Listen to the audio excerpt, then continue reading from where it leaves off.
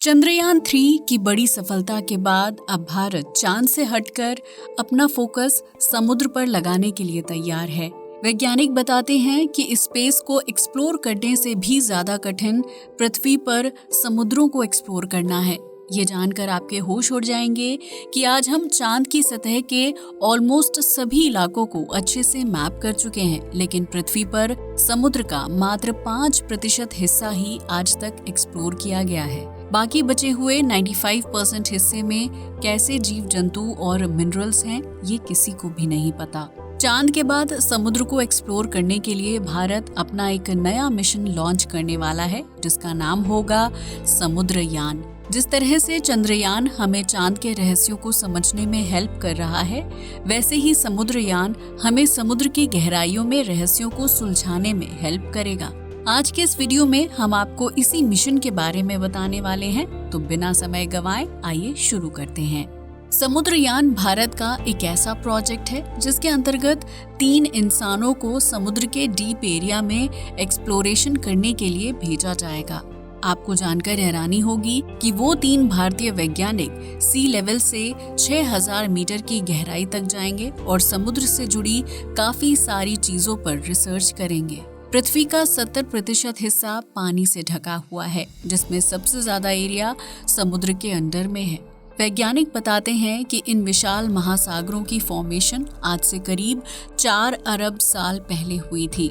Late heavy bombardment नाम के एक इवेंट में पृथ्वी से बहुत सारे धूमकेतु और उल्का पिंड टकराए थे, जिनके केंद्र में बर्फ थी।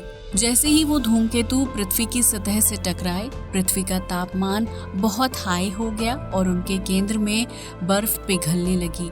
तापमान बहुत ज्यादा होने की वजह से वो पानी में ना कन्वर्ट होकर डायरेक्टली भाप में कन्वर्ट हो गई, जिससे बादलों की फॉर्मेशन हुई।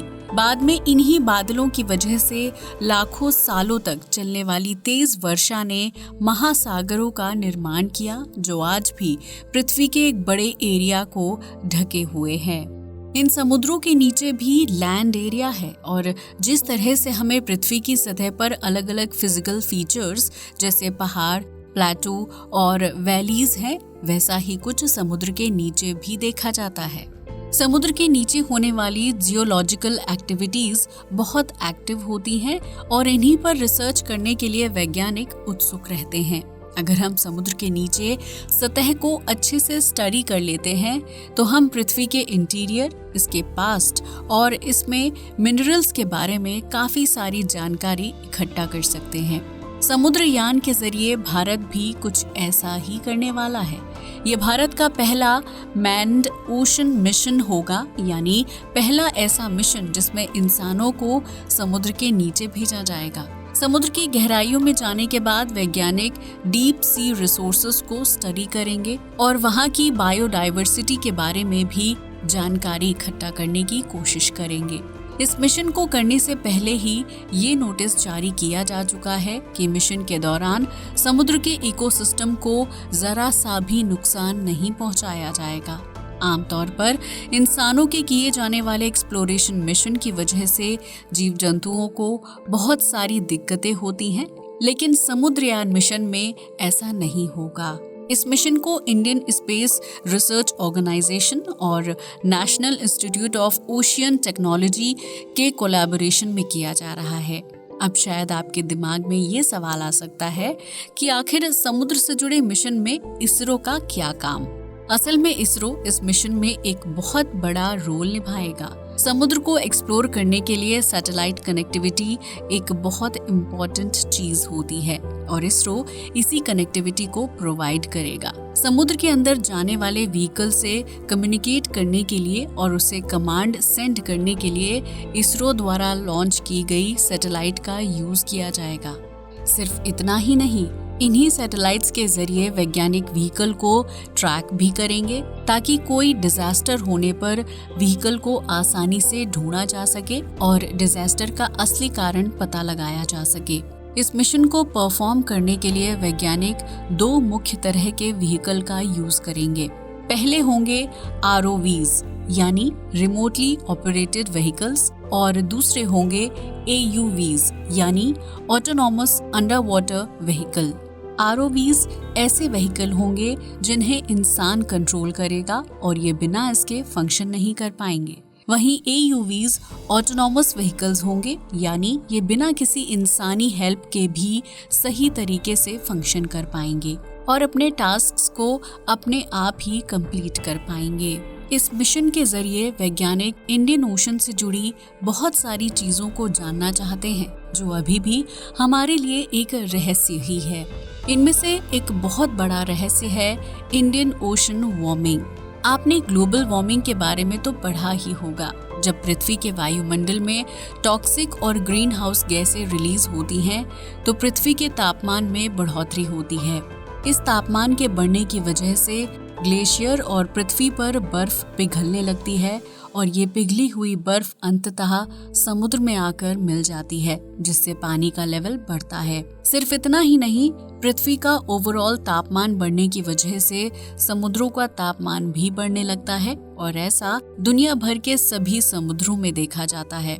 चौंकाने वाली बात यह है कि वैज्ञानिकों द्वारा कलेक्ट किए गए डेटा से ये पता चला है कि इंडियन ओशन विश्व के बाकी सभी समुद्रों के मुकाबले ज्यादा तेजी से गर्म हो रहा है। इसकी वजह से समुद्र में जीव जंतुओं और इकोसिस्टम पर बुरा असर पड़ रहा है।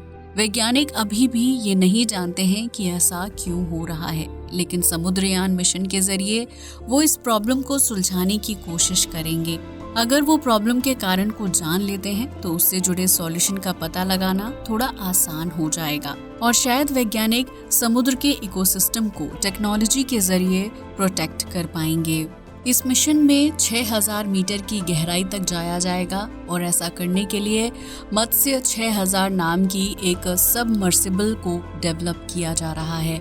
इस सबमर्सिबल में 3 इंसान सवार होंगे और वो ही समुद्र को स्टडी करने का काम करेंगे। अब ये मिशन सुनने में भले ही बहुत आसान लग रहा हो, लेकिन ऐसा है नहीं। आपको जानकर हैरानी होगी कि समुद्र में 6000 मीटर की गहराई तक जाना चांद पर जाने से भी ज्यादा कठिन और जानलेवा साबित हो सकता है। चांद हमारी पृथ्वी से 3,84,000 किलोमीटर की दूरी पर है, लेकिन वहां पर चीजों को एक्सप्लोर करना समुद्र में चीजों को एक्सप्लोर करने के मुकाबले बहुत आसान है।